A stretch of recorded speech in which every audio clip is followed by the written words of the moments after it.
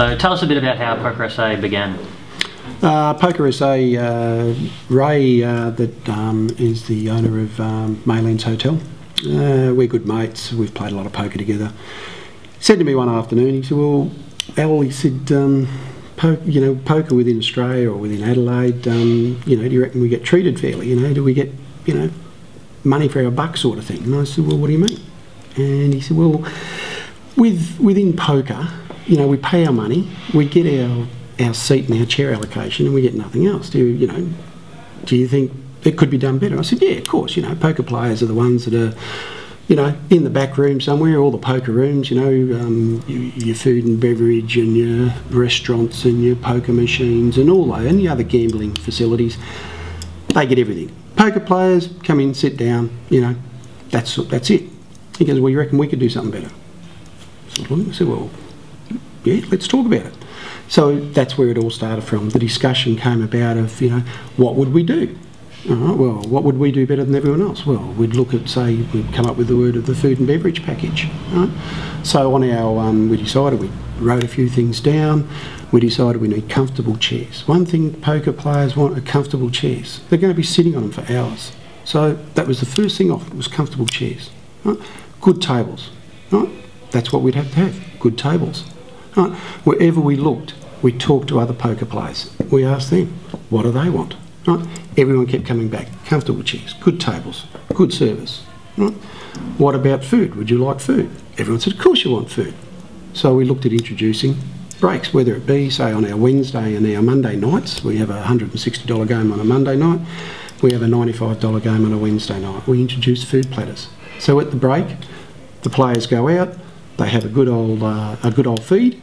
Right, they come back, they're happy again. Also included in their entry, that's included in their entry, they get a free drink as well. That can be beer, wine, spirits, soft drink, whatever they want. Everyone's happy. Right? That's what we wanted out of poker, and that's what we decided to give back to everyone. So, when you started Poker SA, what were the company's goals? Obviously to keep the players happy, like you've just said, but obviously you can't start up a company without forethought into the future. Right? Where we wanted to go, we mapped out, we had our little games, then we thought we'll have a gold event, which is a $320 one, which we run once a month on a Sunday, our $1,100 events, and then we're $2,400 events. We had those planned in. We made up our poker calendar on our website, www.pokersa.com.au. Don't forget the .au. All right, go on there, you have a look, the whole feature is on there. You've got a calendar, it tells you every game that's happening, when it's happening, dates, times, whatever. It's got all the contacts. Yeah, we can't get the information out there more to players.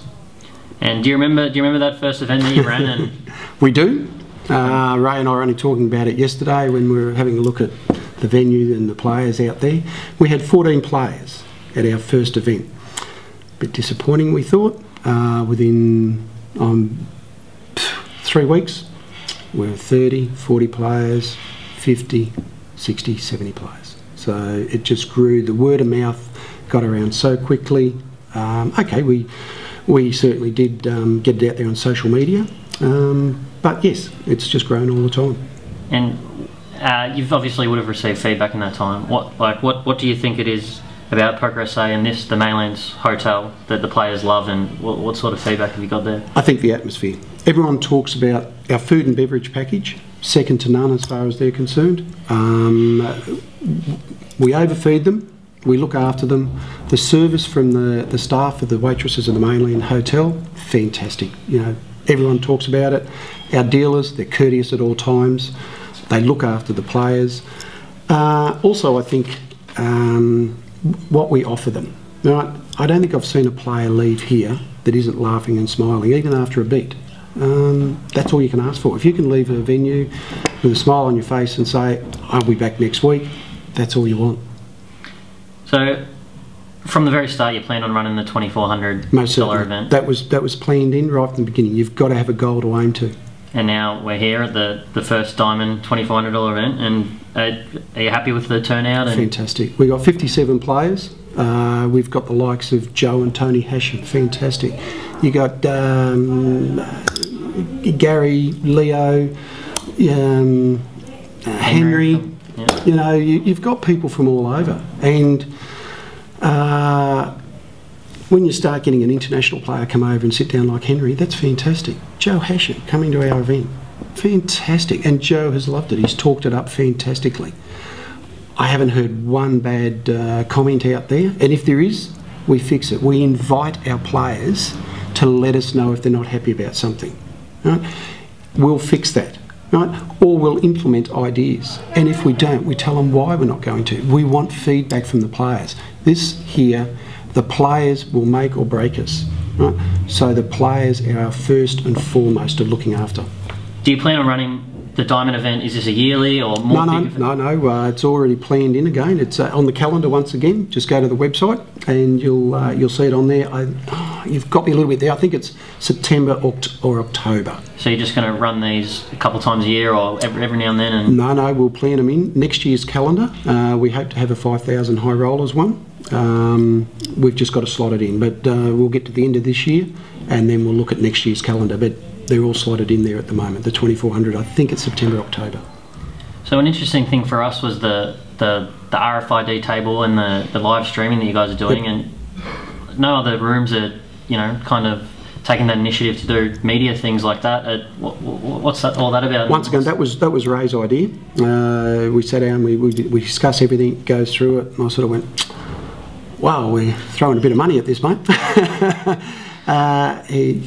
That was it. He said, no, it's needed. It'll create interest, which it does. All you've got to do is go onto Facebook when we're going, and people are continually wanting updates. There's people on the live stream all the time having a look at it. We usually do it just on our final table of, say, a $320 event. Throughout the bigger tournaments, we run it all the time. And lastly, I guess the cash game, you just started running cash games, Correct. which was, well, that's a big step for a company like this to start Yep. doing. And how's that been so far? And Fantastic. It's been well received. When we first started off, there's a lot of people, you know, asking, well, how are you doing it, sort of thing. We've been in contact with solicitors. We've been in contact with the police. We've been in contact, and we've had our barristers looking at it, making sure that everything we do here at the Maylands Hotel is 100% legal, which a lot of people have the perspective of being a hotel, that it's not. Well, it is 100% legal in absolutely everything we do. And you've had a lot of interest in the cash games, and it was full last night. Fantastic. It was full last night, continually, all the time. It's growing. We've only just started them, 2 weeks ago. Right? And as you can see, the cash games are full at all times. Plans are bigger and better, obviously, and it's upwards and onwards for us.